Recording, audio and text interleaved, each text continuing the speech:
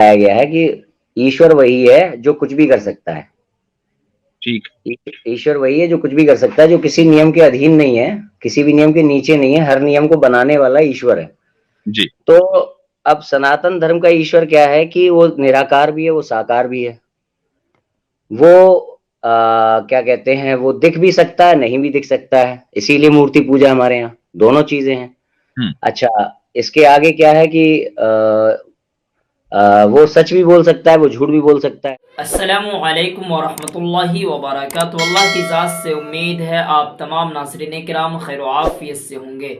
नाज़रीन किराम, आज मैं बहुत ही बेहतरीन एक डिबेट लेकर आया हूँ डॉक्टर मुफ्ती यासीर नदीम अल-वाजिदी दामत बरकातहू लालिया की। अल्लाह को भी मौत आएगी।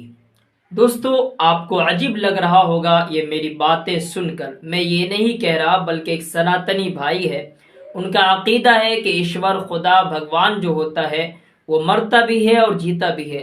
लेकिन अल्हम्दुलिल्लाह मुसलमानों का अकीदा है और ईमान इसी पर है कि अल्लाह की ज़ात हमेशा से है और हमेशा रहने वाली है। सूरतुल इखलास के अंदर पूरी तौहीद अल्लाह तबारक व तआला ने बयान कर दी। दोस्तों, आप मेरी बातों को हैरत से न सुने, बल्कि आप इस बात को इसलिए सुने कि मैं जो कह रहा हूँ वो हकीकत कह रहा हूँ कि एक हिंदू भाई ने इस बात को कहा कि खुदा जो ईश्वर होता है, भगवान होता है, वो मरता भी है और जिंदा भी होता है। मैं इस बात को सुनकर शॉट खा गया। शायद कि आप भी इस बात को सुनने के बाद हैरत में पड़ जाए। दोस्तों, आइए मैं आज आपके लिए लेकर आया हूँ एक बहुत ही बेहतरीन डिबेट हज़रत मौलाना मुफ्ती डॉक्टर यासीर नदीम अल-वाजिदी दामत बरकातुहू आलिया की। इस वीडियो को सिर्फ इसलिए शेयर कीजिएगा अगर आप मुसलमान हैं, एक खुदा को मानते हैं और आपका यकीन है कि अल्लाह की ज़ात हमेशा से है और हमेशा रहने वाली है, तो इस वीडियो के अंदर कमेंट बॉक्स में अपनी राय ज़रूर दे दीजिएगा और इस सनातनी भाई की सोच पर आप ज़रूर कुछ ना कुछ कमेंट कीजिएगा। आइए दोस्तों, आज सुनते हैं इस डिबेट को। जुड़े हैं अभी सबसे पहले, और उसके बाद फिर हम इंशाल्लाह लिंक आम करेंगे। और इनका नाम है द मैसेंजर। जी भाई, द मैसेंजर, क्या हाल चाल है? बढ़िया सर, बढ़िया। आप कैसे हैं?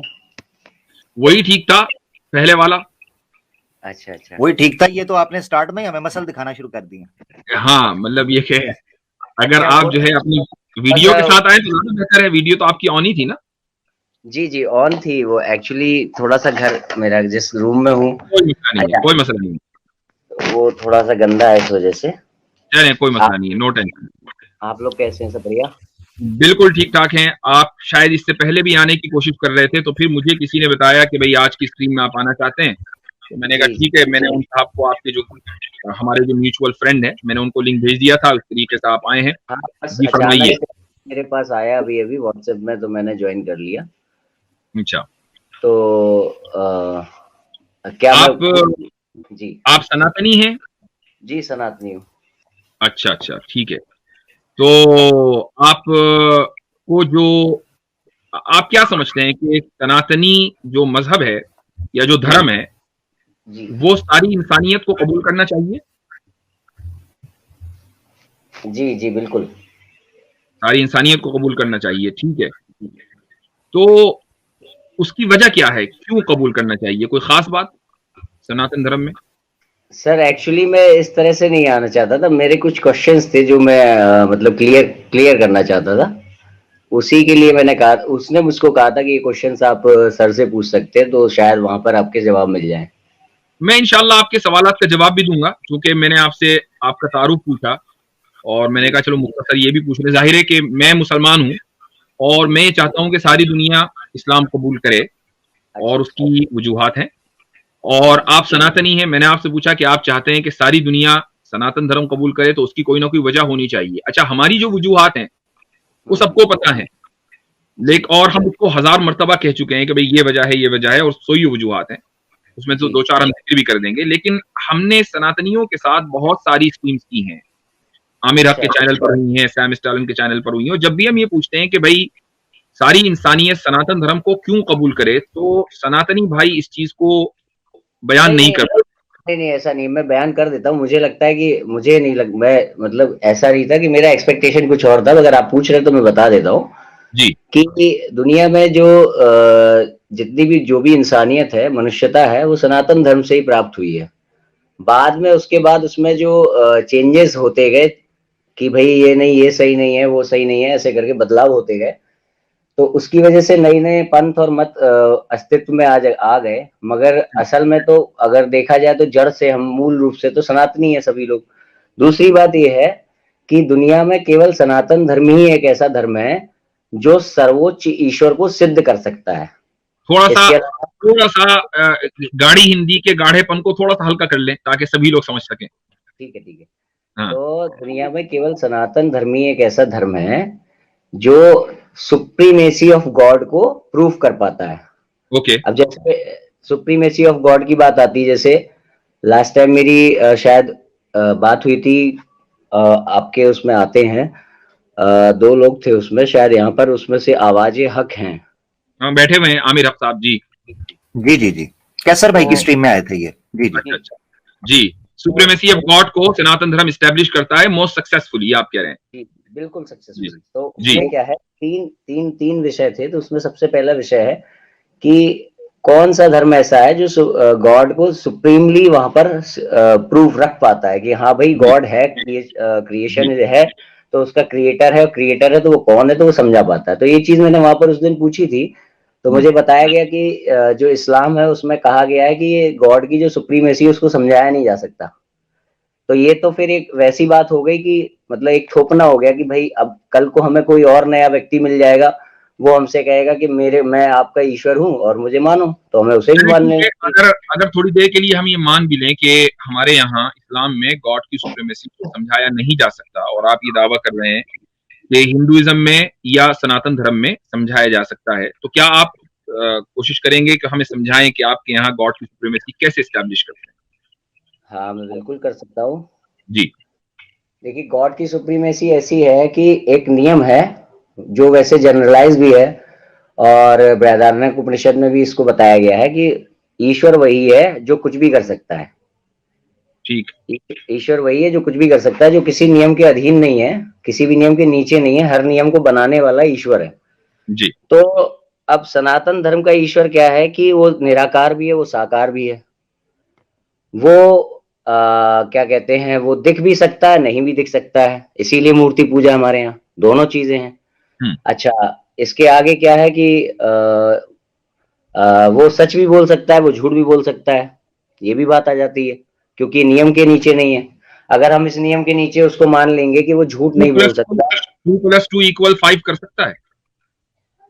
हाँ जी, बिल्कुल कर सकता है। ओके, ठीक है। वो हर ऐसा कोई लॉ नहीं है जो वो ब्रेक ना करता हो, तो इसलिए उसके ऊपर कोई भी नियम लागू नहीं होता है। अब जैसे कहा जाता है कि उसने कभी जन्म नहीं लिया, तो वो जन्म लेके भी दिखाता है। हम केवल इतनी देर की बात कर रहे हैं कि वो बुक क्या कह रही है, मतलब ये मान के चल रहे हैं कि वो बुक अपनी कही हुई बात को जस्टिफाई कर रही है कि नहीं कर रही, अपने में ही, उस बुक से बाहर नहीं जाएंगे। तो जैसे वो कहता है कि जो मैं समझा हूं आपकी बात, वो ये कि ईश्वर आपकी थियोलॉजी के एतबार से ऑमनीपोटेंट है, और क्योंकि ऑमनीपोटेंट होने का मतलब ये है, यानी हर चीज पर कादिर होने का मतलब ये है कि वो हर काम कर सकता है, और किसी भी कोई भी चीज उसके लिए कोई इम्पॉसिबल नहीं है। जी इसमें एक दो चीजें और कहना चाहूंगा जी। जैसे जब मैं क्रिएशन बाय इस्लाम देखता हूं, तो उसमें जो ईश्वर है वो एक कुम्हार की तरीके से दिखाई देता है। कुम्हार जो मिट्टी लेके घड़ा बनाता है, मतलब कि कहीं पे कोई बैठा हुआ है जिसने कि मन में सोचा और सामने दुनिया प्रकट हो गई। तो ऐसे में क्या हुआ कि वो कहीं पर था, तो वो जो स्पेस है जहां पे दुनिया प्रकट हुई है, वो स्पेस पहले से था, उस स्पेस को उसने नहीं बनाया, उसने दुनिया को प्रकट कर दिया, धरती को प्रकट कर दिया, सूर्य को प्रकट कर दिया। अच्छा जी, तो कुम्हार उस स्पेस को बनाने पर वो कादिर नहीं है। देखिए, जो अब जैसे जब आपने ये बताया, जब मैंने इनसे पूछा था, एक्चुअली मैं ज्यादा उसके बारे में जानता नहीं, पर मैंने पूछी थी बात, तो मुझे आपने अभी कहा ना, अभी आपने कहा कि वो स्पेस पहले से मौजूद था, वहां उसने कायनात को प्रकट कर दिया। जब आप ये कह रहे हैं कि वो किसी नियम के तहत नहीं है, तो क्या उस स्पेस को कि जिसमें उसने कायनात को बनाया, उसको बनाने पर वो कादिर है या नहीं? मैं वही तो कह रहा हूँ, उसको बनाने पर भी वो कादिर है। सनातन का ईश्वर वो है जो स्पेस के बारे में भी आपको जस्टिफिकेशन मिल जाएगा वहाँ। ठीक है, तो इसका मतलब ये हुआ कि जो यूनिवर्स है आपके नजदीक वो इटर्नल नहीं है। मैं उस पर बता रहा हूँ, मैं अपनी एक लाइन खत्म करना चाहता हूँ, जी मट्टी लेके घड़ा बनाने वाली लाइन। तो ये जो मट्टी लेके घड़ा बनाता है जो कुम्हार, इसमें जो घड़े का सर्वोच्च सुप्रीम जो क्रिएटर है वो कुम्हार नहीं कहलाएगा, क्योंकि उसको मट्टी उसने खुद नहीं बनाई, मट्टी पहले से मौजूद थी, उसको उसने केवल शेप दे दिया। तो इसी तरीके से जब तक हम ये मानते रहेंगे कि ईश्वर ने अपने से अलग दुनिया को क्रिएट किया, अपने से अलग, तो इसका मतलब कोई ऐसा स्पेस था जहां ईश्वर खुद है, कोई ऐसा स्पेस था जहां उसने पृथ्वी को टांग दिया, सूर्य को टांग दिया। यहाँ पर क्या होता है, जो सनातन ईश्वर है वो जो दुनिया का निर्माण करता है वो अपने शरीर के अंदर करता है, हिरण्यगर्भा। ये पूरा शरीर ही राम राम नाम में सब जगह जाना। तो क्या है कि यहाँ पर कहा गया है कि ये पूरी दुनिया उसके शरीर के अंदर है, सारी गतिविधियां जो हो रही हैं उसके अंदर ही हो रही है। यानी मट्टी भी, स्पेस भी और घड़ा भी, सब कुछ ईश्वर ही है। इसीलिए हमारे यहाँ फिलॉसफी आती है कि कण कण में ईश्वर है। और क्योंकि वो अंदर है सब कुछ, और ईश्वर कुछ भी कर सकता है, तो वो जन्म भी लेता है, वो मरता भी है आकर के, अवतार भी लेता है। तो ये सारी चीजें जो है लागू, अच्छा ये चीज मानी उसमें भी, हर ये तो एक लॉजिकली भी है कि जिसने दुनिया बनाई है उसके ऊपर कम से कम कोई नियम लागू नहीं होना चाहिए। तो अब जैसे एक नियम ये आ गया बहुत छोटा सा है कि ईश्वर सच भी बोल सकता है, झूठ भी बोल सकता है। अगर हम इस नियम को नहीं मानेंगे तो क्या बुराई को ईश्वर ने नहीं बनाया? ठीक है ना? तो बुराई को ईश्वर ने बनाया, अगर वो पहले से नहीं जानता था कि वो बुरा करेगा जन्म लेने के बाद, बनने के बाद, तो इसका मतलब वो ऑल नोइंग नहीं था। ठीक है, और अगर वो पहले से अब जी आपकी बात आ गई है मेरे ख्याल से। ये एक दूसरा मौजू शुरू हो जाएगा कि बुराई को उसने बनाया है कि नहीं बनाया जी है। जी मैं आपकी जो जो टैग लाइन है वो ये है कि सबसे पहली बात कि ईश्वर हर काम कर सकता है और उसमें वो काम भी हैं जो ईश्वर के ईश्वर होने के खिलाफ हैं। जी बिल्कुल। है ना? तो अब सवाल ये है कि जब आपने ये माना कि ईश्वर ने वो काम किए जो उसके ईश्वर होने के खिलाफ हैं, तो जिस वक्त उसने वो काम किए उस वक्त तो वो ईश्वर नहीं था ना। सर ये लाइन आप बोल रहे हैं कि ईश्वर होने के खिलाफ है, ईश्वर होने के खिलाफ लाइन हम सेट नहीं कर सकते ना। उसकी वजह यह है कि अगर ईश्वर मर सकता है और वो मरा है, जी तो जो चीज मरी है वो मौजूद नहीं है। तो आपने जब उसको मार दिया तो ईश्वर ईश्वर तो ना रहा। जी तो ये ईश्वर होने के खिलाफ हुई कि नहीं हुई? सर यही तो बात है ईश्वर की, कि वो हर चीज को जो भी आप लॉ लागू करेंगे उसको ब्रेक करेगा। भाई ये तो आपका क्लेम हुआ। जी इस दावे को हमें सब्सटेंशिएट करना पड़ेगा ना। हम ये कह रहे हैं कि हाँ जी एक ईश्वर मर सकता है, जी सकता है, ठीक है, आपका दावा है।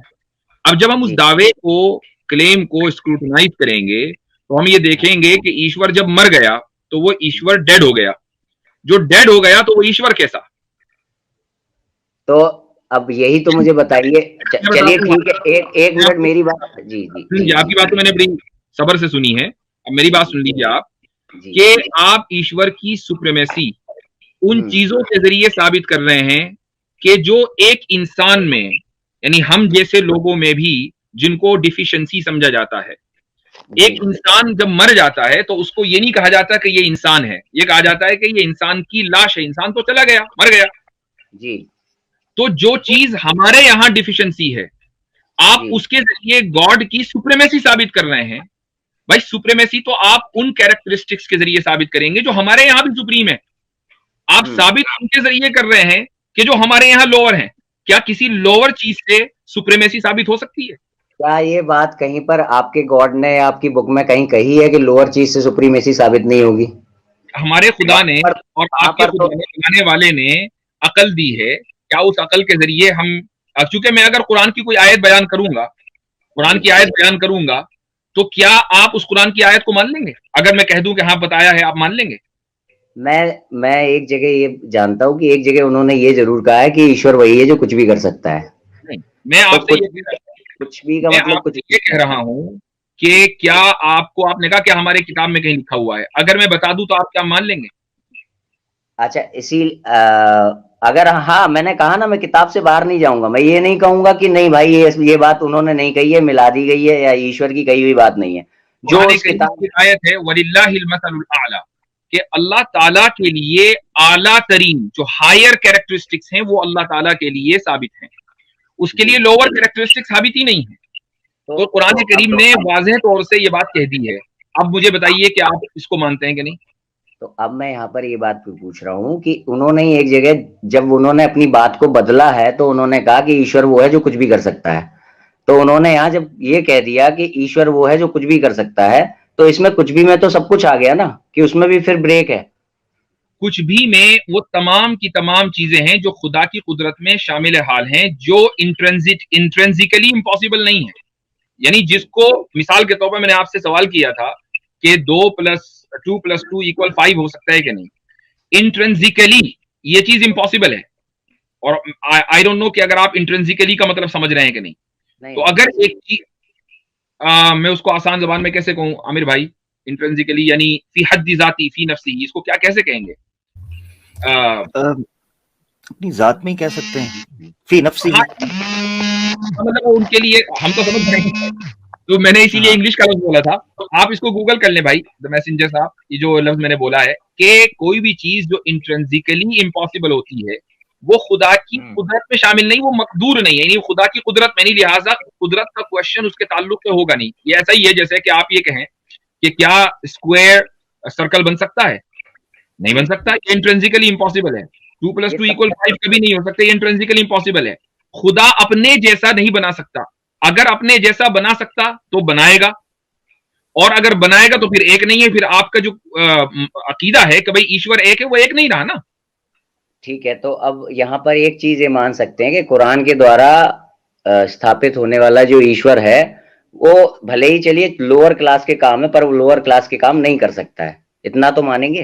लोअर जो क्लास के जो काम है वो उसका क्रिएटर है, लिहाजा वो उसकी कुदरत में तो शामिल है, लेकिन वो करेगा नहीं, चूंकि जो भी वो करेगा वो खुद लोअर बन जाएगा। और हमारा जो खुदा, जिस खुदा को हम तसव्वुर हमारे यहाँ है, वो कभी भी लोअर नहीं हो सकता, लोअर काम नहीं करता है। ठीक है, और ये सिर्फ कुरान के द्वारा नहीं है, आप मुफ्ती साहब से बात कर लें, कुरान के द्वारा नहीं है। मैं कुछ बातें करना चाहूंगा जो आप कर रहे हैं, ये सिर्फ कुरान के द्वारा नहीं है, आपके शास्त्रों के द्वारा बात करेंगे हम इंशाल्लाह। हाँ, अभी शास्त्र खोलेंगे, अभी तो हम अपनी बात कर रहे हैं, इसलिए प्रूफ्स को नहीं ला रहा हूँ बीच में, इसीलिए नहीं ला रहा हूँ क्योंकि हम लोग ना खुदा के बारे में बात हो रही है ना, आपसे ज्यादा वो जानते थे जो आपसे पहले गुजरे हैं।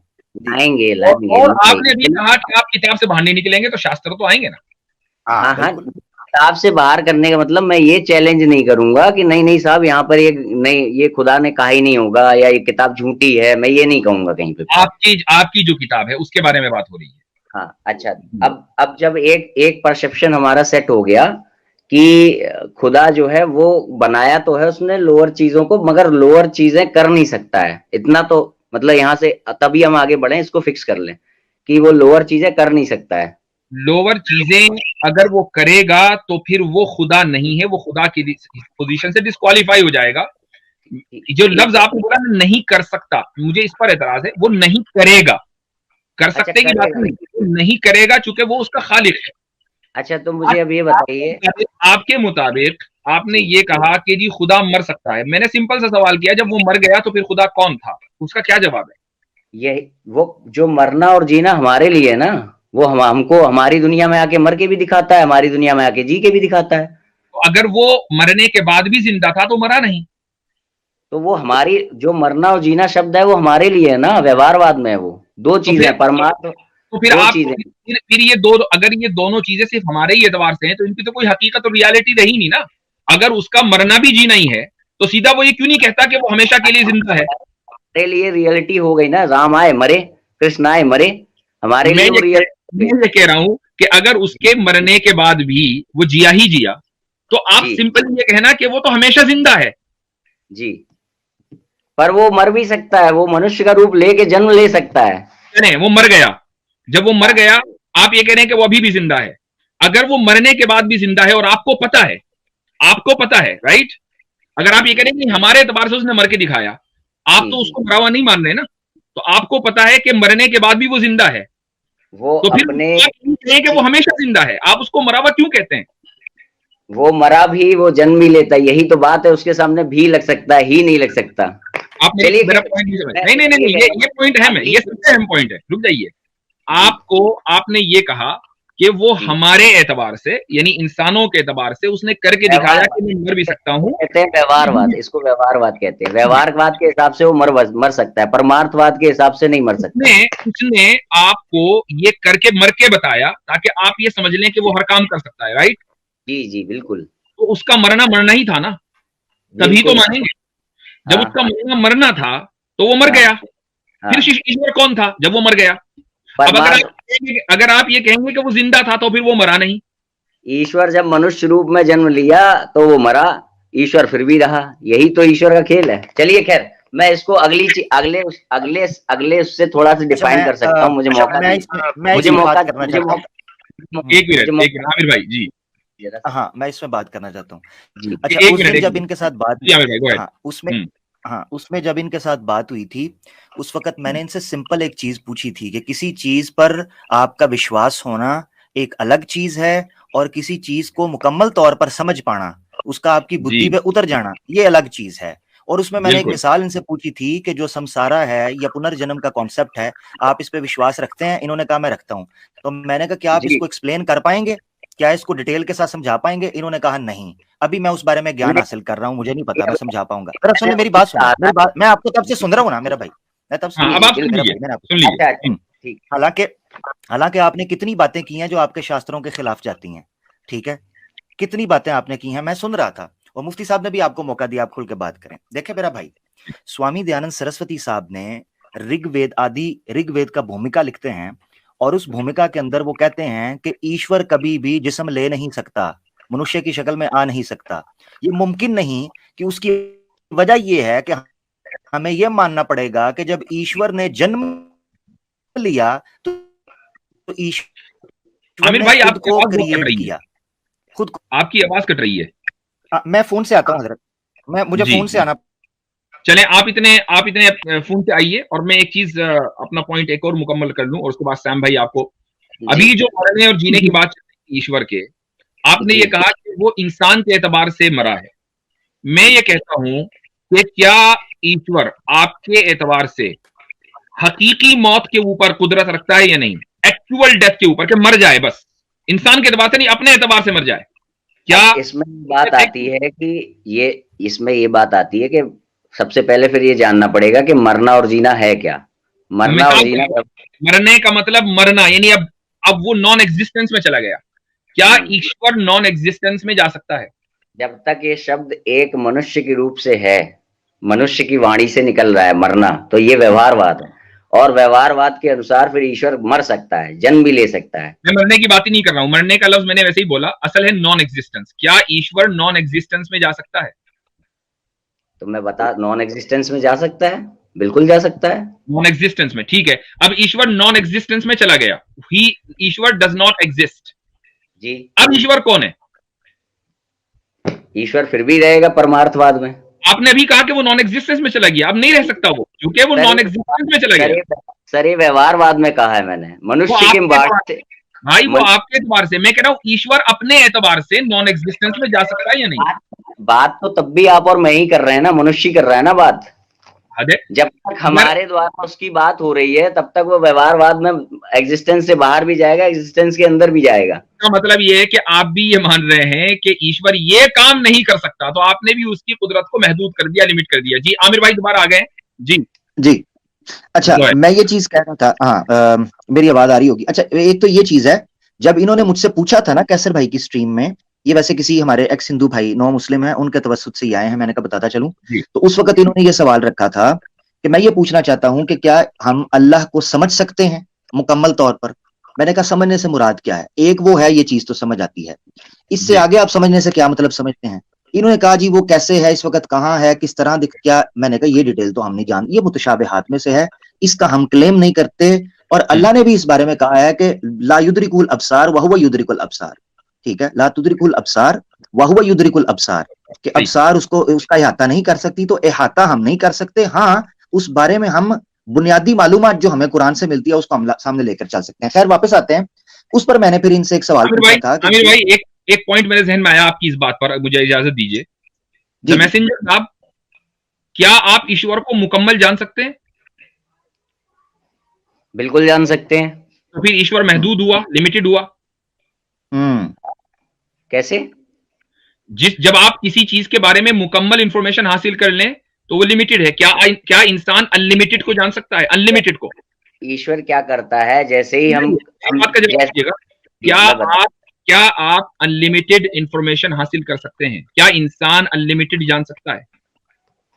इंसान ईश्वर को समझ सकता है। दूसरे शब्दों में कहें तो मेरी सवाल का जवाब दीजिए। ईश्वर को छोड़ दीजिए फिलहाल, आप इंसान हैं, आप अनलिमिटेड समझ सकते हैं? बिल्कुल, मोक्ष के टाइम पे समझ जाएंगे। वो अनलिमिटेड नहीं है, वो लिमिटेड है। तो हम समझे कब उससे? आप मेरी बात सुन लीजिए। मैसेंजर भाई, आप दूसरे इंसान को नहीं समझ सकते, आप ईश्वर को समझने की बात कर रहे हैं।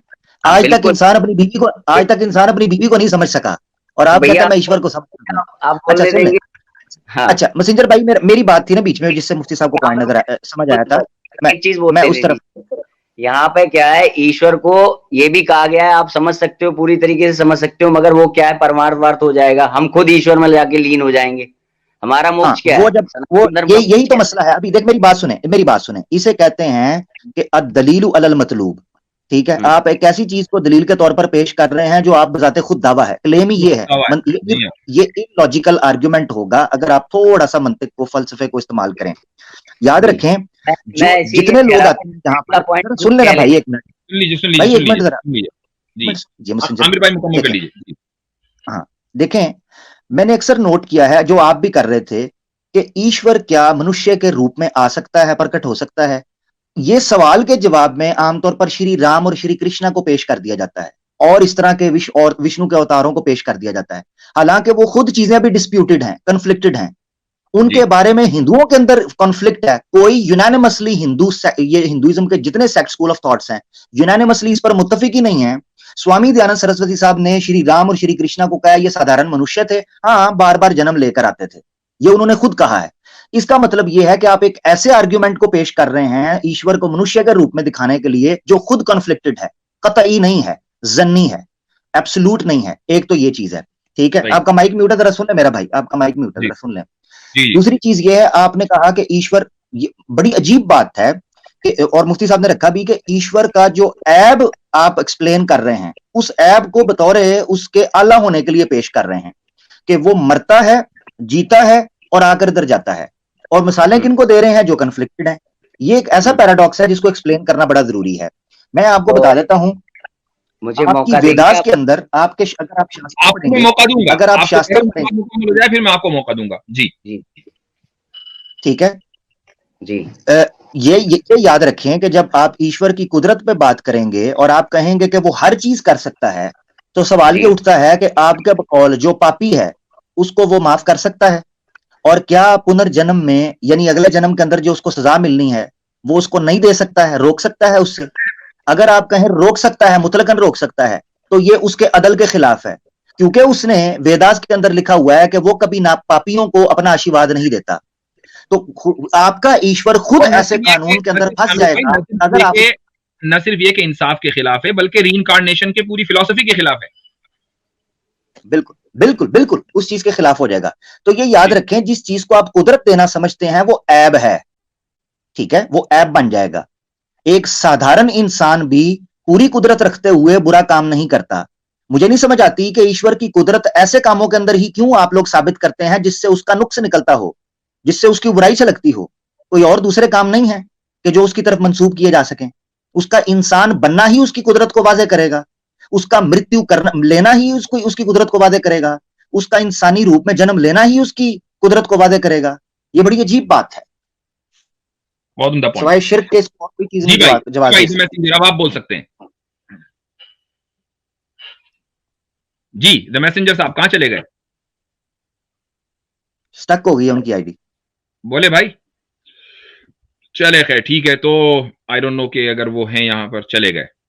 अच्छा तो अब मैं हाँ पता नहीं क्या मुफ्ती साहब एक छोटी वर्स है भगवत गीता की, चैप्टर नंबर 9 वर्स नंबर 4, इसमें क्लियर कट बताया जा रहा है, कृष्ण बता रहे हैं कि this entire cosmic manifestation is pervaded by me in my unmanifested form, all the living beings dwell in me but I do not dwell in them.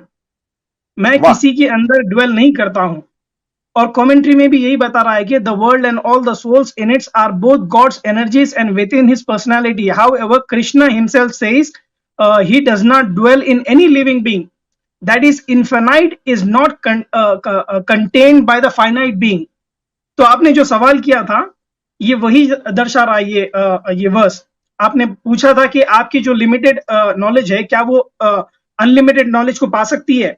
नहीं। तो यहाँ पर भी कृष्णा वही बोल रहे हैं कि मैं एक लिमिटेड बीइंग के अंदर नहीं आ सकता क्योंकि मैं इनफाइनाइट हूं मैं। तो देखें ये वाली चीज के जब मैंने उनसे पूछा कि क्या आप अनलिमिटेड चीजें जान सकते हैं, उन्होंने कहने को कह दिया कि जी। यानी ये एक ऐसी फैलेसी है कि एक छोटा बच्चा भी इस चीज को समझता है कि जैसे ही आप अनलिमिटेड चीज को जान लेंगे तो वो फौरन लिमिटेड बन जाएगी, वो अनलिमिटेड रही नहीं अब। तो एक तरफ ये कह रहे हैं कि हम खुदा को मुकम्मल जान सकते हैं और दूसरी तरफ वो ये कहते हैं कि ईश्वर और खुदा अनलिमिटेड हैं, तो फिर आप उसको मुकम्मल तरीके से नहीं जान सकते।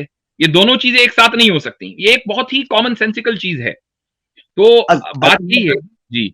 हजरत ऋग्वेदा के अंदर तो एक मंत्रा ये है कि भगवान को भी नहीं पता कि वो क्या है, ये कहते हैं मैं जान सकता हूं। हाँ, ऋग्वेदा के अंदर ये है कि ईश्वर खुद कह रहा है कि पता नहीं मैं जानता भी हूं या नहीं जानता हूं, मैं जानता भी हूं और नहीं भी जानता, मैं कुछ कर भी सकता हूं और कुछ नहीं भी कर सकता। ये ऋग्वेदा का मंत्र है, कहेंगे तो मैं दिखा भी दूंगा।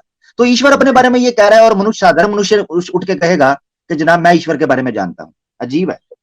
ये देखें बहरहाल गुफ्तगू बड़ी अच्छी रही और बात सिविलाइज अंदाज में थी माशाल्लाह। आई डोंट नो क्या मसला वो उनके साथ वो चले गए, लेकिन बहरहाल एक चीज जो क्लियर होकर सामने आई है वो ये कि सनातनी हजरात चाहे वो कितने ही पढ़े लिखे क्यों ना हो, जब वो आते हैं और खुसूसन कलामी मबाहिस के ऊपर यानी खुदा की ज़ात और सिफात को जब वो अकली और रैशनल अंदाज से प्रूव करने की कोशिश करते हैं तो उनकी जो रैशनैलिटी है वो इनकंसिस्टेंसी का शिकार हो जाती है। इसीलिए मैंने शुरू में जो मालहा मिन करार के ऊपर गुफ्तगू की थी वो यही है। उसकी मिसाल बिल्कुल खुलकर दो चार की तरह वाजे होकर सामने आ गई अल्हम्दुलिल्लाह। अच्छा जी, चले, बहुत जबरदस्त। अच्छा हजरत एक नुक्ता और मैं रखना चाहता हूं, उससे पहले आप आगे बढ़े। इनके पास सवाए एक जस्टिफिकेशन के, जो कि आपको भी पता है, सब लोगों को पता है, क्या है कि ईश्वर को क्या जरूरत पड़ी है कि वो मनुष्य का रूप लेके इस धरती के ऊपर आए, जन्म ले और मरे? क्या जरूरत पड़ी है? ये कहते हैं वो रह कर दिखाना चाहता है कि देखो मैं भी आके रहता। भाई वो तो आप कहते हैं सर्वशक्तिमान है, सर्वज्ञानी है, तो सारा ज्ञान उसके पास है, तो उसको तो वैसे पता होना चाहिए, जन्म लेने की क्या जरूरत है? और फिर जिनको एग्जाम्पल के तौर पर जन्म लेकर पेश करते हैं उनकी कमजोरी अलग है, मार उनको अलग पड़ी, मृत्यु उनकी अलग हुई। आमिर भाई एक बात ये भी है कि इनके कितने अवतार हैं? 9-10 के करीब है ना? नहीं, वो तो सैकड़ों। चले कितने होंगे अंदाजन जो बड़े मेन अवतार हैं? 10 विष्णु के 10 मानते हैं। 10 है ना? ठीक है। अब सवाल ये है कि अगर खुदा को अपनी कुदरत दिखानी ही थी कि वो पैदा हो सकता है तो वो एक अवतार में पैदा होकर दिखा देता, 10 की क्या जरूरत है? और अगर 10 में हुआ तो 100 में क्यों नहीं हुआ? बिल्कुल। यानी ये है इनकंसिस्टेंसी कि भाई अगर किसी पॉइंट को साबित करना है तो वो एक मर्तबा साबित हो सकता है, हालांकि वो पॉइंट बहुत ही इररेलेवेंट है, लेकिन वो एक मर्तबा हो सकता है, फिर उसको 10 मर्तबा साबित करने की जरूरत नहीं है। लेकिन अगर आपने 10 मर्तबा किया है तो फिर 100 मर्तबा नहीं, 1000 मर्तबा भी होना चाहिए। बिल्कुल। और हजरत फिर एक और सवाल भी ले लें, क्योंकि ये सवाल खत्म नहीं होने वाले। सवाल ये है कि जिस तरह मुल्हिदीन ये एतराज करते हैं कि अगर अल्लाह ने रसूल भेजे तो अमेरिका में कौन सा है, ऑस्ट्रेलिया में कौन सा है, तो हम इनसे पूछेंगे कि अल्लाह ने ये ईश्वर ने सारे अवतार हिंदुस्तान में ही भेजने थे, हिंदुस्तान में क्यों उतारे? बिल्कुल एग्जैक्टली। तो ये सारे सवालात हैं, सवालात का एक सिलसिला है और उसकी वजह यह है कि ये मैन मेड फिलॉसफी है और मैन मेड फिलॉसफी में होता यही है कि वो एक न एक वक्त में जाकर उस पर बहुत सारी क्रिटिसिज्म्स होती हैं और वो उसका फिर उसका अंजाम यही होता है कि वो अपनी उस जमीन के ऊपर खड़ी नहीं हो पाती कि जिसके बारे में उसका दावा ये होता है कि ये सबसे ज्यादा मजबूत ग्राउंड है। अच्छा, ये इनकी बात रह गई थी द मैसेंजर की। जी चले गए जी सर। हाँ जी, क्या हाल चाल है? अब बोले, क्या बात हो रही? मेरा एक्चुअली फोन स्विच ऑफ हो गया था, रैंडमली मुझे पता चला था कि मतलब मुझे डिबेट में मौका मिल रहा है वहां पहुंचने का, तो इसलिए फोन चार्ज नहीं था तो वो बंद हो गया था। तो मैं एक्चुअली सबसे पहले एक रिक्वेस्ट ये करना चाहूंगा कि 1 बाय 1 आप लोग बोलें। होता क्या है कि जैसे आपने कोई पॉइंट दिया तो उसका जवाब मेरे पास है, मगर तब तक ये आमिर भाई की तरफ से एक जवाब आ जाता है, मतलब सवाल आ जाता है, और उसका भी जवाब मेरे पास है, मगर तब तक ये जो स्टेलोन भाई है जो इनकी तरफ से आ जाता है, तो 1 बाय 1 जब एक से कन्वर्सेशन हो जाए। स्टेलोन भाई से तो शिकायत लोगों को ये हो रही है कि खामोश बैठे, बोल ही नहीं रहे, और आप ये कह रहे हैं नहीं, इन्होंने वहां पे बोला था, भगवत गीता का एक श्लोक बताया था, मैंने बाद में वीडियो देखा जब मैं कर रहा था। पर आप जब तक थे, जब तक तो मैंने कुछ नहीं बताया। आपके जाने के बाद बोले वो? हाँ, जाने के बाद मैंने वीडियो देखा था, तो मैंने, आपने भी बोला भगवत गीता का एक श्लोक, तो मैं मतलब एक प्रिकॉशन बोल रहा हूँ।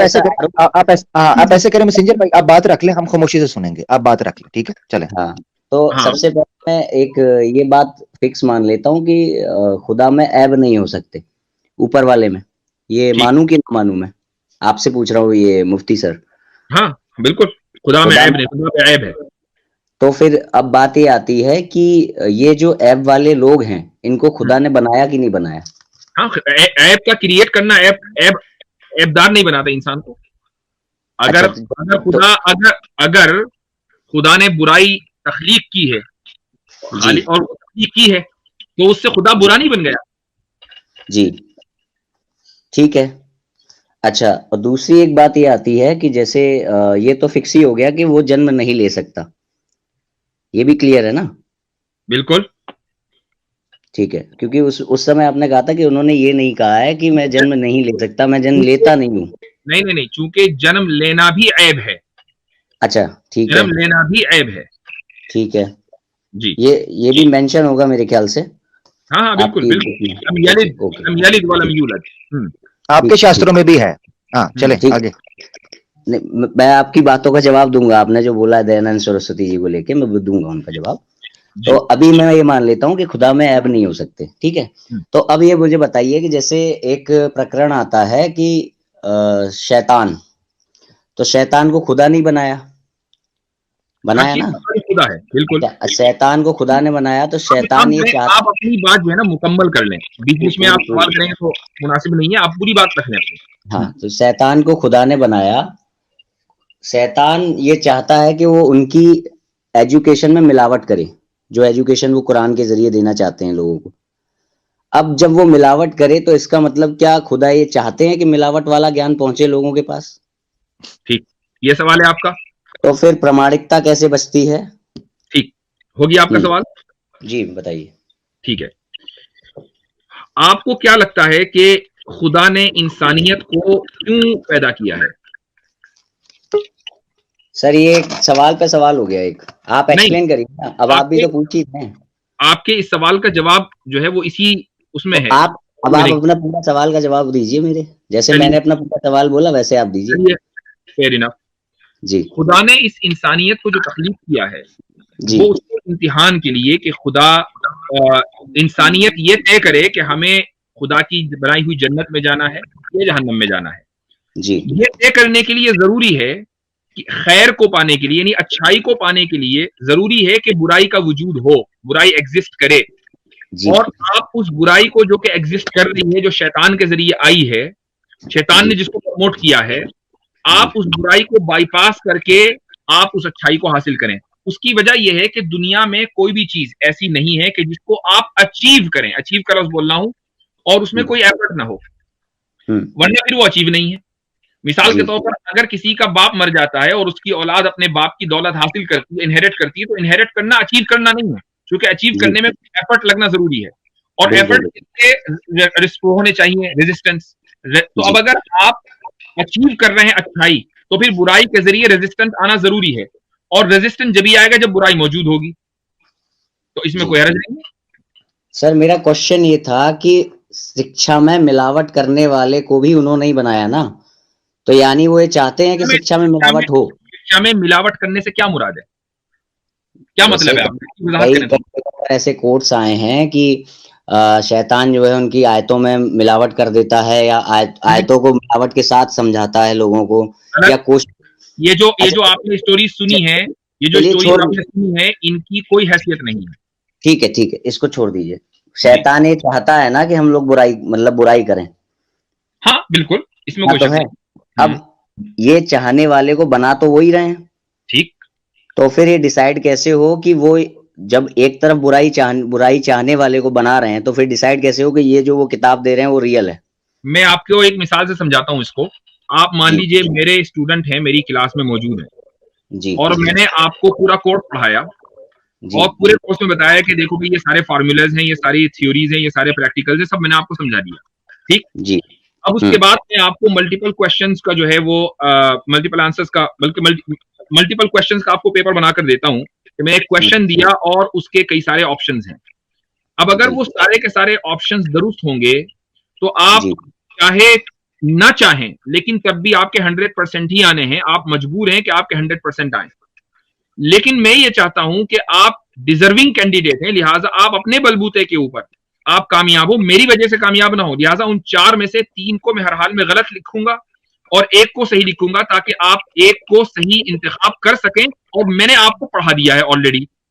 अब जब आप 1 को चुनेंगे और आप 100% लाएंगे तो आप अपने बलबूते पर लाएंगे, मेरी वजह से नहीं लाएंगे। लेकिन अगर मैंने 3 क्वेश्चंस वहां गलत लिखे हैं तो इसलिए आप मुझे ब्लेम नहीं कर सकते टीचर को कि भैया टीचर ने 3 क्यों गलत लिख दिए और 1 क्यों सही लिखा, 4 के 4 सही लिखने चाहिए थे, फिर इम्तिहान कैसा? क्योंकि टीचर ने जो प्रामाणिकता वाली जो किताबें हमने पढ़ी हैं, उस टीचर की आखिरी अंतिम वो टीचर नहीं है, उसके अलावा और भी चीजें हैं जिससे कि हम ये जानते हैं। मैं ये कहता हूं कि आप उस टीचर वाली एग्जाम्पल को दुरुस्त समझते हैं, इसको छोड़ दीजिए कि वो लास्ट है कि फाइनल। आप बोलने का मौका दीजिए, मुझे अपनी बात करने का मौका दीजिए। मैं मौका दे रहा हूं क्योंकि आप दूसरे टॉपिक पर जा रहे हैं, दूसरे टॉपिक पे ना जाइए। इस टीचर वाली एग्जाम्पल को आप दुरुस्त समझते हैं? अभी क्योंकि आपने उसमें एक दो चीजें उसमें ऐड ऑन करनी है, इसलिए अभी पूरा नहीं है वो आपका आंसर। नहीं, मेरी ये example as an example, imagine God का कॉन्सेप्ट है ही नहीं यहाँ पर, हम इस एग्जाम्पल की बात कर रहे हैं। ये एग्जाम्पल आपके नजदीक है तो कहता हूँ अभी ये दुरुस्त नहीं है, इसमें इनकम्प्लीट है अभी। ओके, कैसे? पूरा ऐसे कि वो जो टीचर होता है वो अंतिम नहीं होता है, उस टीचर की क्वालिटी को हम चेक करते हैं कि वो टीचर सर्टिफाइड कहाँ से है, उस टीचर ने जिसने पेपर बनाया वो कौन से बोर्ड से है, वो अगर कोई क्वेश्चन पूछ रहा है वो कितना सर्टिफाइड क्वेश्चन है, ऑथेंटिक कितना है। फिर वो टीचर की तो हम गॉड के साथ उसको खड़ा ही नहीं कर सकते ना, उस टीचर को। तो आप ये कह रहे हैं कि यानी एक लाइन यानी कि हम जब उसके पेपर में बैठे होते हैं टीचर के, भले ही वो हमारा टीचर होता है, मगर हमें ये मालूम होता है कि अगर ये कोई गलत बात कहेगा उसको भी रीचेक करने के लिए हमारे पास कोई और सोर्स ऑफ वो है। मगर यहाँ पे अंतिम सोर्स की बात हो रही है, इसके पीछे कोई सोर्स नहीं है। ठीक है, तो अब अगर ये बात है तो आप उसकी किसी भी बात को जो खुदा की तरफ मंसूब हो रही है उसको आप कैसे चेक करेंगे? मुझे आपका मैकेनिज्म बताइए क्या है। हाँ, मैं यही आपसे सुनना चाह रहा था कि आप मुझसे ये चीज पूछें। ठीक है, तो पहले तो मैं आपसे क्लियर करना चाह रहा हूँ, जैसे आप अपने क्वेश्चन रखते हैं तो मैं क्वेश्चन रखना चाह रहा हूँ, क्या ऐसी कोई आयत है जहां से वो जो सर्टिफिकेशन मिल रहा हो कि हाँ भाई खुदा ने शैतान को भी बनाया है मगर ये ज्यादा चीज प्रमाणिक हो गई, ऐसा कुछ? पूरे कुरान की एक आयत में यही लिखा हुआ है। कुरान शुरू से लेकर आखिर तक आप 2 सफ़े भी नहीं पढ़ेंगे, आखिर तक पढ़ने की जरूरत नहीं है, पहले 2 सफ़े में ही आपको पता चल जाएगा कि शैतान ये कह रहा है और खुदा ये कह रहा है। खुदा की बात माननी है और शैतान की बात नहीं माननी है, और खालिक हर चीज का वही है। यहाँ तक के जो पहली रेवलेशन है कुरान की, इक़रा बिस्मि रब्बिकल्लज़ी खलक़, तो वहां पर अल्लाह ताला ने कहा कि पढ़ो उस जात के नाम से जिसने पैदा किया, और उसमें ये नहीं लिखा कि किसको पैदा किया, क्योंकि वो खालिक है हर चीज का, उसमें शैतान भी है, हर चीज को उसने पैदा किया। तो सर ऐसे तो शैतान भी कहेगा ना कि मैंने पैदा कर दिया, फिर हम किसकी मानेंगे? ठीक है, इसी पर ले लेते हैं। आपके नजदीक मेयार क्या है, आप मुझे वो बताइए। चलिए, हमारा मेयार थोड़ी देर के लिए मान ले गलत है, आप अपने मेयार पर आ जाइए कि यहाँ पे एक वीक पॉइंट महसूस होता है, वो मैं कह रहा था। हमारा ये है कि जो वेद हैं वो सबसे प्रमाणिक इसलिए माने जाते हैं क्योंकि वेद ये कहते हैं कि वो श्वास रूप में प्रकट होते हैं। इंसान 2 तरीके के काम करता है। एक मिनट में थोड़ा सा आसान करके बताइए। हाँ, मैं आसान करूंगा। हम 2 तरीके के काम करते हैं, एक काम हम प्रयत्न करते हैं और एक काम हम यूं ही करते हैं अनायास। जैसे कि मेरे सामने फोन रखा है, कैलकुलेटर रखा है। भैया थोड़ा सा आप अगर इस्तेमाल करेंगे मुझे समझ आएगा। जी, ये जो आपने 2 लफ्ज बोले ना उसको जरा समझाइए, इंग्लिश का लफ्ज बोल लीजिए। मैं बता रहा हूँ, इसको सरल भाषा में ऐसे समझ लीजिए कि मेरे सामने फोन रखा है और कैलकुलेटर रखा है। अब मैं यहाँ पे डिसाइड कर सकता हूँ कि मैं फोन उठाऊंगा या कैलकुलेटर उठाऊंगा। तो ये तो हो गया वो काम जो हम एफर्ट डाल के करते हैं, मगर कुछ काम ऐसे हैं जो हम बिना एफर्ट के कर रहे हैं, बिना प्रयत्न के। तो वो काम है हमारा सांस लेना, वो हम उसके लिए चाह नहीं रहे, हम चुनाव नहीं कर रहे उसके लिए, वो हम कर रहे हैं बस। तो जो वेद हैं, वेदों के अनुसार जो वेद हैं वो श्वास रूप में प्रकट हुए हैं, मतलब उसके लिए भगवान ने चुनाव नहीं किया। तो जितनी भी किताबें भगवान प्रयास करके देंगे वो तब तक प्रमाणिक रह जाएंगी जो वेद के अकॉर्डिंग होंगी। तो एक मिनट, तो आप ये कह रहे हैं कि वेद को मैं सिर्फ समझने के लिए बात कर रहा हूँ कि आप ये कह रहे हैं कि ईश्वर ने जो वेदास दिए हैं वो बगैर एफर्ट के दिए हैं इंसान को, राइट? जी जी जी जी। अच्छा, तो ये जो बगैर एफर्ट के इंसान को दिए हैं, अब ये जो वेदास हैं ये अल्टीमेट मैसेज है। हाँ, वो स्वतः प्रकट होते हैं जी। ठीक है, उसको चैलेंज नहीं किया जा सकता, उसमें कोई बात गलत नहीं हो सकती जी। अब होता क्या है कि आगे जब भगवान अवतार लेते हैं, भगवत गीता जैसे रामायण वगैरह, उनकी तब तक बातें मान्य होंगी जब तक वो वेद के अकॉर्डिंग है, क्योंकि वेद श्वास रूप में प्रकट हुए हैं। तो भगवान प्रयत्न करके जितनी भी नॉलेज आपको देंगे उनका जो सर्टिफिकेशन है वो वेद से ही मैच होगा। आपके नजदीक जो किताब एफर्ट से दी जाए आपकी एपिस्टेमोलॉजी के एतबार से वो किताब इनवैलिड है, खुदा की नहीं हो सकती। हिंदुइज्म इस सवाल का जवाब दे पाता है मेरे हिसाब से। अच्छा, और वेदास के गॉड के एफर्ट के बगैर आए हैं, गॉड के एफर्ट के बगैर आए हैं, इसलिए वो अल्टीमेट मैसेज है और उसको चैलेंज, अथॉरिटी को चैलेंज नहीं किया जा सकता। ठीक है, जी जी जी। सवाल ये है कि आपको कैसे पता चला कि वेदास खुदा के एफर्ट के बगैर आए हैं? मैंने कहा ना कि मैं कभी भी उस किताब के बाहर नहीं जाऊंगा। मैंने कहा ना मैं आपकी भी किताब के बाहर नहीं जाऊंगा। नहीं तो मैंने कहा, ये तो अगर मान लीजिए मैं आपकी किताब में कुछ ऐड करके चले जाऊं तो क्या ये कैसे पता चलेगा कि ये खुदा की तरफ से है? ये इसके लिए हमारे यहाँ चेन ऑफ नरेशन है, परंपरा से ज्ञान प्राप्त होता है, उसकी रक्षा परंपरा करती है। चेन ऑफ नरेशन बताइए क्या है? चेन ऑफ नरेशन लगातार जो गुरुओं की चेन ऑफ नरेशन चली आ रही है, जैसे अभी अब मैं यहाँ पर आमिर भाई का जवाब दूंगा। इन्होंने दयानंद सरस्वती जी का नाम लिया था। तो दयानंद उस चेन ऑफ नरेशन में कितने लोग होंगे? पहले तो आप वेद की एज बताइए, फिर उसके बाद चेन ऑफ नरेशन आएगा। वेद की एज फिलहाल देखिए, ये तो बात वो हो गई कि वेद की एज बताइए। अब ये वस्तुनिष्ठ प्रश्न हो गया कि मुझे रटी हुई है कि नहीं ये बातें। नहीं, ये हमारे जो फिलोसॉफिकल हमारी टॉक हो रही है, डिफेंड करने आए हैं और ये करें मैं किताब से बाहर नहीं जाऊंगा और उसी किताब से मुताल्लिक किसी किताब के बारे में हो रहा है कि वो किताब कब है। आप हमसे कुरान के बारे में यही सवाल करेंगे कि वस्तुनिष्ठ प्रश्न ये पूछा कि यहाँ पे वो शब्द क्या लिखा है, ये क्या है। मैं एक जो ओवरऑल बड़ी बड़ी बातें हैं उन पे बात करने आया हूँ। मैंने आपको कोई ऐसी टीचिंग के बारे में नहीं पूछा कि फलाने उसमें फलाने हदीस में फलाने श्लोक क्रमांक में क्या लिखा है। अब ये जो है ये वस्तुनिष्ठ प्रश्न है, सब्जेक्टिव है। नहीं, सब्जेक्टिव नहीं है। That's the point. ये सब्जेक्टिव नहीं है। आपने ये कहा ना यहाँ पे भाई, आप जो है वो देखें, गुफ्तगू अगर करनी है तो फिर तरीके से करें।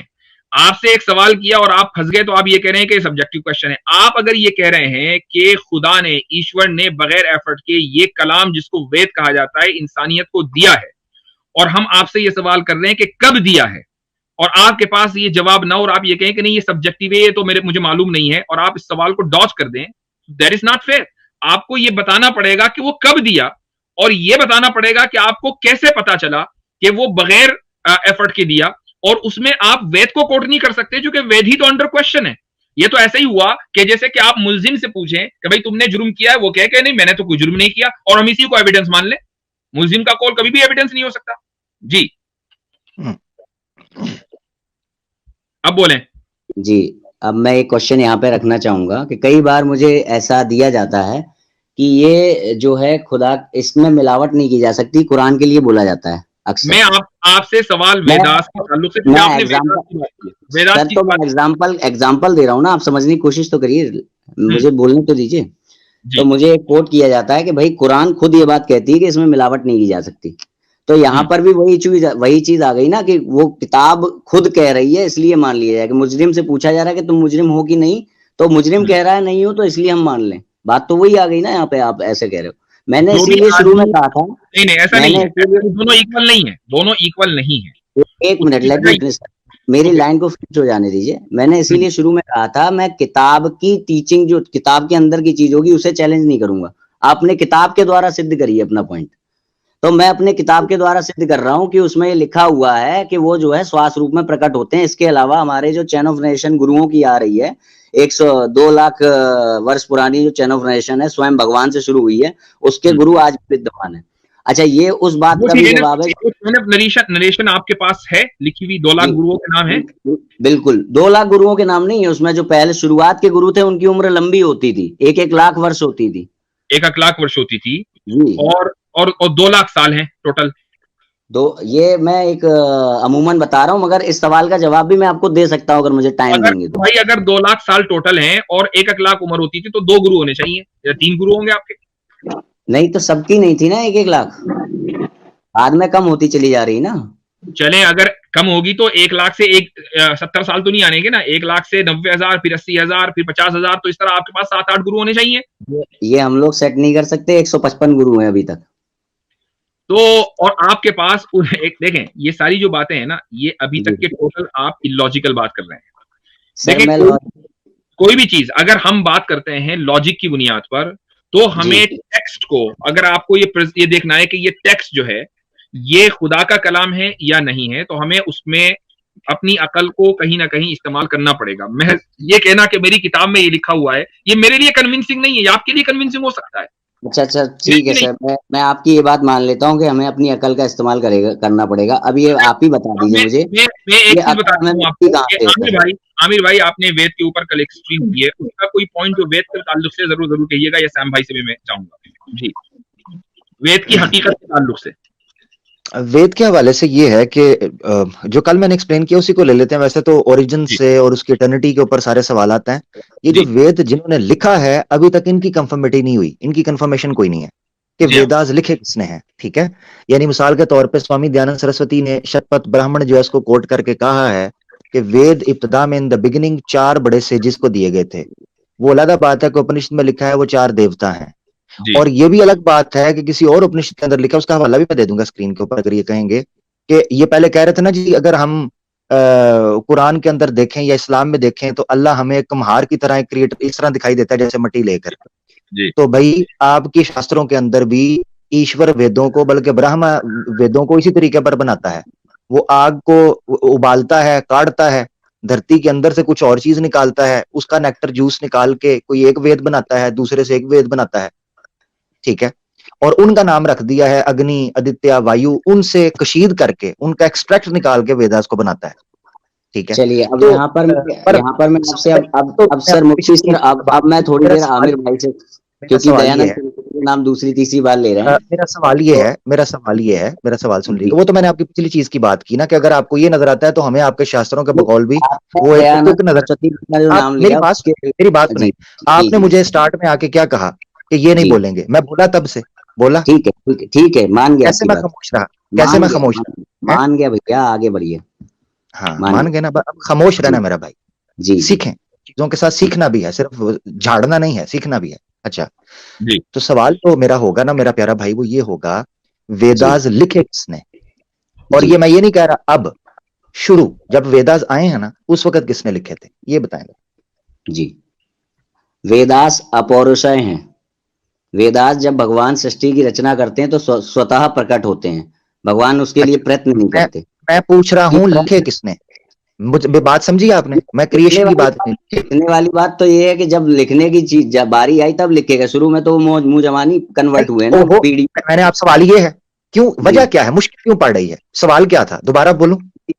हाँ मैंने ये पूछा है कब लिखे हैं, ये पूछा मैंने। आपने वही तो पूछा, लिखे किसने? मैंने क्या पूछा? लिखे किसने? हाँ इसका जवाब दो, शाबाश। तो लिखने की बात तो ये आती है कि भाई जब आधुनिक युग आया तब लिखे गए होंगे।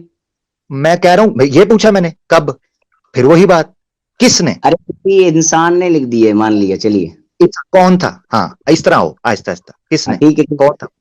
कोई एक इंसान, मैं नहीं जानता, छोड़ दीजिए उसे, नहीं जानता। मैं जानते क्यों नहीं, बताए ना, जिक्र है उनका। आप तो कहते हो हर चीज का जवाब है हमारे पास, तो दे ना जवाब। आपके घर में तो हर चीज का जवाब है। शास्त्रों में जवाब है, मैंने सब रट नहीं लिया। मेरा तो शास्त्रों में लिखा होगा ना, किसने लिखे हैं शास्त्रों में लिखा होगा, उसका नाम लो, कौन है? अरे तो आप ये जो वस्तुनिष्ठ प्रश्न कर रहे हैं उससे जाहिर क्या करना चाहते हैं, उस पे आइए ना। ओहो, मैं बता रहा हूँ वेदास किसने लिखे, किसी एक का, कोई एक दो का नाम तो ले लो, एक दो का ही ले लो।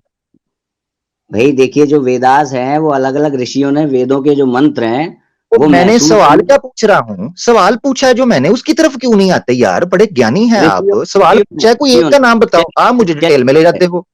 ठीक है, ऋषियों ने लिखे, ठीक है, ऐसे ही मैं भी पूछूंगा तो आप भी तो दीजिएगा फिर ऐसे वही ही। बात, ओहो प्यारे भाई, फिर वही बात, ऋषियों ने लिखे, मुझे भी पता ऋषियों ने, मैंने कौन सा कहा किसी जानवर ने लिखे? कौन था वो, नाम तो लो उसका। ब्रह्मा जी ने लिखे, चलिए। हैं जी, किसने? ब्रह्मा जी, ब्रह्मा जी ने। ब्रह्मा जी ने। ब्रह्मा जी कौन है? वो ऋषि हैं। हाँ हाँ, ब्रह्मा अरे ऋषि हैं? आप किसी देखिए किसी थोड़ा साबित कर दो, ब्रह्मा जल्दी ऋषि हैं, साबित प्लीज। करें। ब्रह्मा जी ऋषि हैं, आप वेद साबित पढ़िए, करें उसमें कई कई किधर? कई सूक्त वेद वेदों वेदों मुझे के साबित। कई सूक्त बोलने देंगे। हाँ वेदों बोले। के कई सूक्तों के ऋषि ब्रह्मा है, ऋषि ब्रह्मा लिखा होगा वहां, दयानंद अच्छा सरस्वती की भाषा में देख लीजिएगा आप। अच्छा, एक मिनट, ब्रह्मा कितने हैं? ब्रह्मा कितने हैं? ब्रह्मा एक है। अच्छा ठीक है, ऋषि जो है ये मनुष्य होता है, ये कोई देवता होता है?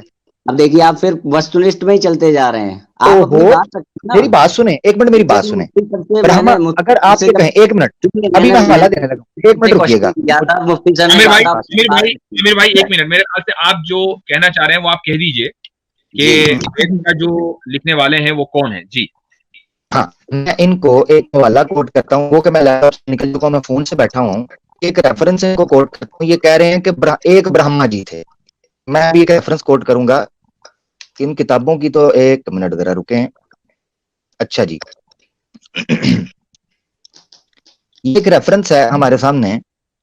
मैं स्क्रीन नहीं शेयर, क्योंकि मैं लैपटॉप से निकल चुका हूँ, स्क्रीन नहीं शेयर कर पाऊंगा, मगर मैं उसको बोल दूंगा जी। किधर गया है? आप रेफरेंस ना बोले, एक खाली मिनट बात जरा रुकिएगा, आपका। रुक जाए जरा। आपके लिए, आप अकेले के लिए ना बोलना स्वामी जी, पब्लिक भी सुनती होती है, उनको भी नोट करेंगे ना। छंदोग्य उपनिषद है। अच्छा, इसमें 7वां खंड है इसका, अध्याय चौथा, यानी अध्याय चौथा 7वां खंड, और इसके इब्तदाई 2 श्लोक, एक और दूसरा। उसमें सबसे पहले यह बयान किया गया है कि वेदास, यहाँ ये एक्सप्लेन किया गया कि वेदास को किस तरीके से क्रिएट किया गया। यहां पर किसी जगह पर भी ब्रह्मा का जिक्र, कोई पूरी की पूरी वेदास क्रिएट की गई। अच्छा, इसके अलावा आपको बता देता हूं, जिस जगह पर जो है, अब देखिए क्वेश्चन से अब आप बता रहे हैं आपका, सर ये भी मुझे काट रहे थे ना जब उनको पढ़ने दीजिए। सुन, मैं आपको तसल्ली से सुना है, आपने मुझे एक बार भी पूरा ही बोल दिया, मैंने आपको सुना है, ठीक है ना? और आपको तो थोड़ा सा मैंने पूछा तो आप परेशान हो गए। सुने, ये मुंडाका उपनिषद है, उपनिषदों में मुख्तलिफ है, मुंडाका उपनिषद है, और उसका फर्स्ट मुंडाका और पहला ही खंड है, और उसमें लिखा हुआ है कि ब्रह्मा ने सारी की सारी वेदास को देवास को आगे दिया, ये ब्रह्मा ने। अच्छा, आ रहे हैं उसमें से एक ऋषि ये हैं, एक ऋषि, और क्रिएट कैसे किया है? अपने मुंह के जरिए से, अपने मुंह से सारी वेदास को बाहर निकाल दिया। तो अब ये यहां लिखा हुआ है। आप कह रहे हैं कि ब्रह्मा एक ऋषि हैं, कि ब्रह्मा ने आपके एतबार से उन्होंने लिखा, जबकि आपके उपनिषद में ये बात लिखी हुई है कि ब्रह्मा ने वेदास को क्रिएट किया, अपने मुंह से निकाला। तो लिखा या मुंह से निकाला? कई जगहों पे मेंशन, देखिए ऐसा है, जो सृष्टि की रचना है एक बार नहीं हुई है, कई बार होके सृष्टि प्रलय में डूब चुकी है। तो ब्रह्मा जी ने कई उसमें कई बार ऐसा मेंशन आएगा, कहीं पर आएगा कि ब्रह्मा जी ने वेद लिखे, कई बार मेंशन आएगा कि ब्रह्मा जी ने वेद प्रदान किए। मगर जब हम बिल्कुल गूढ़ उसमें चले जाएंगे डेप्थ में, तो वहां पर यही होता है कि सृष्टि की जो रचना होती है तो उसके साथ ही वेद स्वतः प्रकट हो जाते हैं भगवान के। मर्तबा ब्रह्मा जी ने वेद लिखे भी होंगे, आपने मान लिया, आप नहीं मान रहे हैं कि बाज मर्तबा पढ़ने में चला गया, ठीक है। अब जब उसके बाद दोबारा क्रिएशन हुई, दोबारा वो साइकिल शुरू हुआ, तो बाज मर्तबा ऐसा भी हुआ होगा कि ब्रह्मा जी ने वेद लिखे होंगे। जी लिखना एफर्ट साबित हो गया कि वेद एफर्ट से आए। मुझे आमिर भाई से बात कर ले दीजिए। मैसेंजर भाई, मैं आपसे एक जेन्युइन क्वेश्चन पूछता हूँ, छोटा सिंपल क्वेश्चन। आपने बताया कि आपके पास परंपरा है और आपके पास चेन ऑफ नरेशंस है, आप मानते हैं ना ये बात? सारी चेन ऑफ नरेशन, इसी बारे में मुझे आपसे बात करनी है ना, ये आमिर भाई से इसी बारे में बात करनी है, प्लीज मुझे करने दीजिए। जी, मैं कर रहा हूँ अभी जी। आप यही पॉइंट मैं उठाया हूँ, इसे मेरे पे बात कर लीजिए आप इससे। तो आपके सर पास आप मुझे मानते हैं कि मुझे सारे इसीलिए चेन ऑफ उनसे बात नरेटर्स करनी थी, उन्होंने दयानंद सरस्वती का और जो कुछ उन्होंने कुछ प्रमाण रखे हैं ना मतलब शास्त्रों के, उसी इसीलिए उनसे बात करनी है मुझे। प्लीज ठीक मुझे है, आप बात करनी है। ठीक बात करिए आप। तो अब मैं एक चीज पूछना चाहूंगा आपसे जी कि जी जैसे कुरान के बारे में ये भी कहा जाता है कि उसमें शैतान ने ये कर दिया था, वो कर दिया, तो कुछ लेखक ऐसे हैं जो ये क्लेम करते हैं कि कुरान में जो है मिलावट हुई है, ये हुआ है, वो हुआ है। तो क्या इसके हुआ बारे है? में क्या हुआ है? कुरान में मिलावट की गई है। 50 साल कौन तक कुछ कौन आयतें बोलता है? थी कौन बोलता है? कौन बोलता है?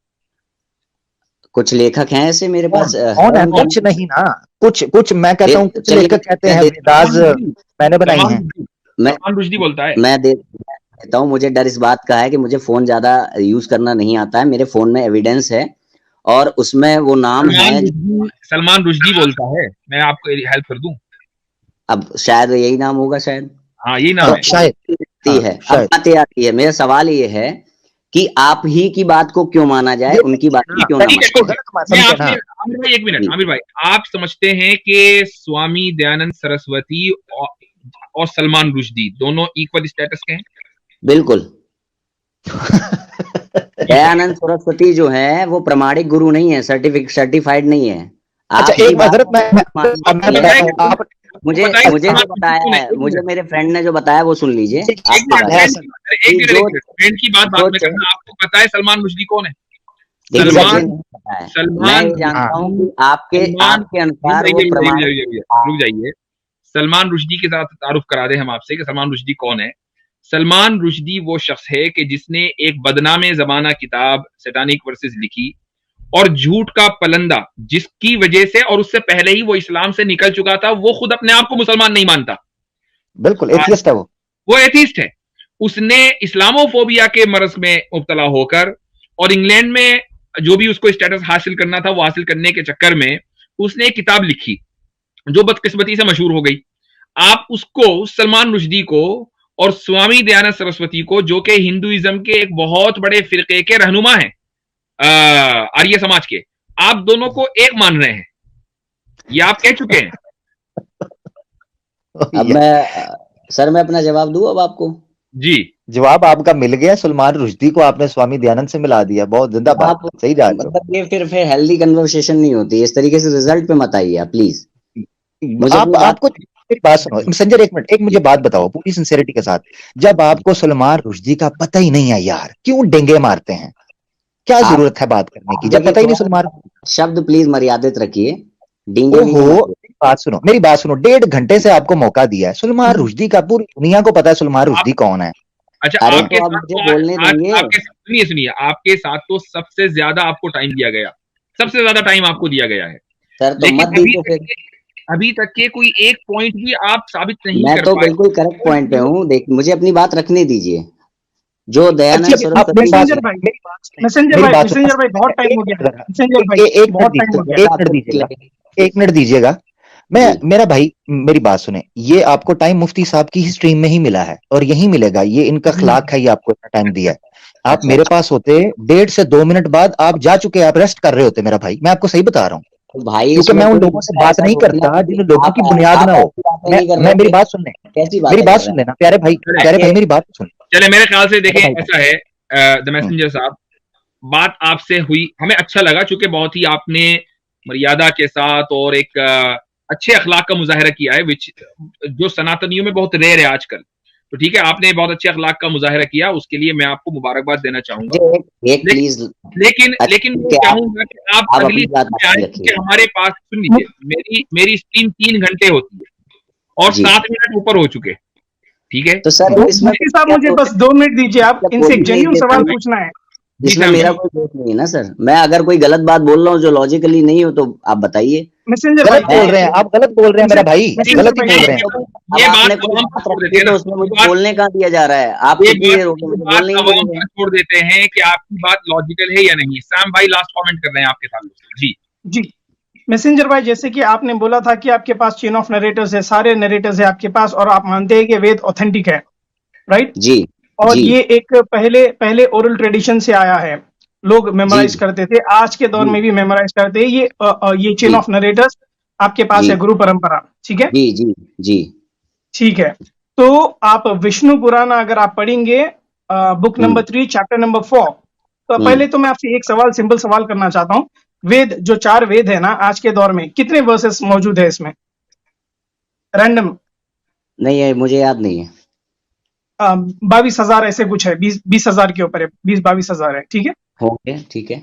ठीक है। हाँ, तो विष्णु पुराण बुक नंबर 3 चैप्टर नंबर 4 में लिखा है, the original Vedas in 4 part consisted of 100,000 stanzas. 1,00,000 versus थे इसमें ओरिजिनल वेदास में।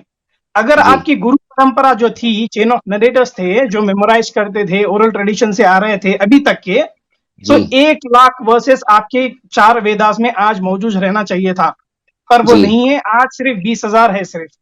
जी तो ये बाकी के जो 80% वेदास है वो खो गए। इसीलिए स्वामी विवेकानंदा बोलते हैं, उनकी किताब में लिखते हैं, बोलते हैं कि the major part of the Vedas has been lost. Sir, major आप पार्ट इस बात को मतलब मानते हैं कि नहीं, जो ज्ञान होगा वो सर्टिफाइड पीछे चेन ऑफ नरेशन से जो मिलेगा वही प्रमाणिक होगा? इस मैं बात को आपको आप किताब, मानते हैं कि नहीं? जी जी जी जी, एक मिनट आप दीजिए। मानते हैं कि आपने नहीं बताया, सर? एक मिनट, आपने हाँ, बताया कि आप किताब से बाहर नहीं जाएंगे, मैं किताब के अंदर से बता रहा हूँ। आप विष्णु स्वामी पुराण खोल कर, विवेकानंद की कमेंट्री क्यों दे रहे हैं? नहीं विष्णु पुराण बता रहा हूँ। विष्णु पुराण हाँ, में 1,00,000 विष्णु पुराण वर्सेस का है जवाब लिखा हुआ। मुझसे सुन भाई लीजिए, भाई, विष्णु पुराण का जवाब। मैसेंजर हाँ, मैसेंजर मैसेंजर, हाँ, हाँ बोलिए। विष्णु पुराण का जवाब ये है कि उन्होंने ये कहा है ना कि 1,00,000 से जो 1 करोड़, आप 100 करोड़ बता रहे हैं, 100 करोड़ से वो जो श्लोक हैं वो घट के इतने हो गए हैं। 1 तो लाख, उन्होंने 1 1 लाख, लाख, हाँ, 100 करोड़ ठीक नहीं, है, 1 लाख। ठीक है, 1,00,000 से वो घट के इतने हो गए हैं। तो हम्म उसमें यही बात है कि जो क्या कहते हैं, जो उसको जो ट्रांसफर करने वाले हैं शुरुआत में ही हम्म वेदों का ज्ञान हम्म प्राप्त करके, जब वेदों श्वास रूप में वेद प्रकट होते हैं तो 1,00,000 में होते हैं, मगर उनको जब श्लोकबद्ध किया जाता है तो उसमें श्लोक कम हो जाते हैं, उनका सार कम में आ वाह जाता है। वाह, क्या जबरदस्त, ब्रदर, होता क्या है? कहने, क्या बात है, यानी क्या बात है, ये बात है, यानी क्या बात भगवान जो है अपनी बात को बहुत फैलाकर कहने वाले थे, लेकिन जी, बंदों ने ये किया कि उस फैली हुई बात को मुख्तसर करके आगे भेजा। तो जो काम बंदों को करना था भगवान खुद ही करते थे। बंदों ने नहीं, भगवान ने ही किया ये ये भी काम भगवान नहीं ने किया किया। ना, अगर यही किया तो फिर 80,000 और 1 लाख का फर्क कहां से हुआ भाई? कहाँ से हुआ? कोई तो पहले लॉजिक है? तो पहले 1,00,000 कर, हाँ तो पहले 80,000 कर देते, को 20,000 पहले ही कर ये देते, पहले क्यों तो 1,00,000 नहीं? ये जो मतलब कोई पुराण ये देखिए, है, अब आपकी लॉजिक जो है ना वो पब्लिक को चेक करने दें। आप ये कह सर, रहे हैं मेरी कि बात बंदों ये ने है उसको कि जिस तरीके 20,000 से आप चाहते हैं कि ये काम आप ये ही की काम बात को अंतिम माना जाए, ये उसी काम ईश्वर तरीके ने से क्यों नहीं कर दिया? दयानंद सरस्वती विवेकानंद को आप मत मानिए, आप जाकर यार मैसेंजर सर्टिफाइड को मैसेंजर चेक मैं मैसेंजर आप अपनी खुद बात भाई सुनो, आपको, आप एक बार खुद सुनना, आप एक बार खुद सुनना कि आपने कहा क्या है, ठीक है ना? अब आपने जो जुमला बोला ना लास्ट में, इससे पता पहली चला बात मेरा ये हो भाई। गई, अपना कीमती ख्याल लोग रखें, बहुत धन्यवाद चले भाई, ठीक है, बहुत धन्यवाद, चले बहुत हो गया, बहुत हो गया, बहुत हो गया भाई। बहुत धन्यवाद। हमें स्ट्रीम भी खत्म करनी है और कुछ ओवरडोज लोग हो गया, मुझे माइग्रेन, हजरत मुझे इनकी मंतक सुन के माइग्रेन शुरू हो गया, बड़ी हैवी मंतक है भाई। जज़ाकल्लाहु खैरा वहसनु जज़ा। आप तमाम दोस्तों का शुक्रिया। अल्लाह तबारक व तआला आप तमाम दोस्तों को खुश रखे, लंबी उम्र अता फरमाए। तमाम दोस्तों से गुजारिश है कि दीनी मालूमात वाली वीडियो को ज़रूर शेयर करें सदक़ा जारिया की नीयत से।